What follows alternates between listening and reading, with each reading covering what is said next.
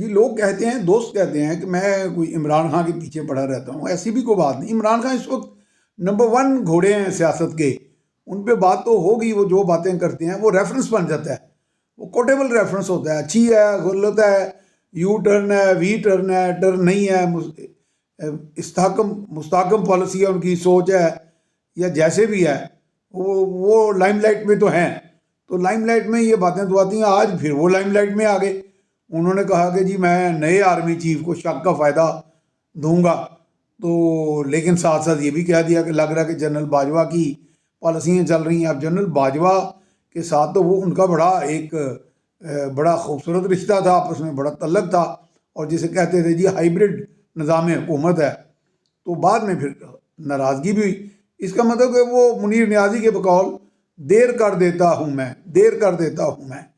یعنی پھر یہ واقعی بہت دیر کر دی بقول منیر نیازی کے کہ جنرل باجوہ کو ہمارے سابق وزیر اعظم عمران خان نے بہت دیر سے پہچانا. تو آپ بہت دیر سے پہچان رہے ہیں. اب آرمی چیف کو شک کا فائدہ دے، وہ کیا شان بے نیازی ہے، وہ کیا شان ہے، شان و شوکت ہے کہ بینیفٹ آف ڈاؤٹ بھی اگر دیا جا رہا ہے تو کس کو دیا جا رہا ہے؟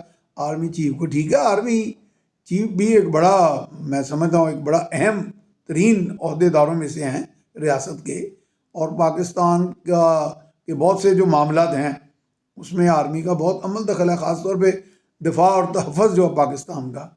لیکن یہ جو شک کے فائدے، یہ کیا گماں ہو رہا ہے؟ کوئی ایسے لگ رہا ہے کہ اب شک کا فائدہ کل کو وہ نہ ان کو دے دیں، تو سب ایک دوسرے کو شک کا فائدہ ہی دیتے رہیں گے. یہ تو جیسے میں اکثر کہتا تھا کہ جی عدالتوں میں بڑے بڑے دہشت گرد بھی چھوٹ جاتے ہیں. تو میں ایک سادگی میں بھی آدھا عمران خان ہوں، یعنی اپنی سوچ کے حوالے سے، کیونکہ شاید بڑی پوتر سوچ ہے میری ان کی طرح. تو میں کہتا تھا کہ شک کا فائدہ دینا ہی ہے تو دہشت گردوں کو کیوں دیا جاتا ہے، عوام کو کیوں نہ دیا جائے؟